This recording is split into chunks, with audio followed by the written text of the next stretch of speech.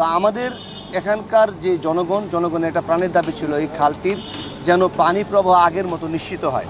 আপনারা জানেন যে এলাকার মানুষে আমাকে বলেছে যে এখানে একসময় নৌকা চলতো, এখানে ছেলে মেয়েরা গোসল করতো, এরকম পানির স্রোত ছিল। এখন পলিথিন, তারপর বিভিন্ন ময়লা আবর্জনা, তারপরে অবৈধ স্থাপনা দিয়ে খালটি একেবারেই ভরে গেছে। তো আমরা কার্যক্রম শুরু করেছি মেলিরা পুল থেকে। প্রায় 2 কিলোমিটার লম্বা এই খালটি আমরা খনন করব এবং দূষণমুক্ত করব, পাশাপাশি আমরা দখলমুক্ত করব।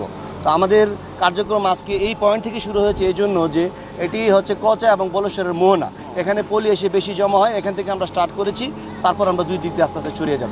এই অঞ্চলের বিভিন্ন রাজনৈতিক নেতৃবৃন্দ, ছাত্র এবং সুধী সমাজ, জনতা যারা আছে তাদেরকে নিয়ে এই কাজটি কিন্তু আমরা করছি।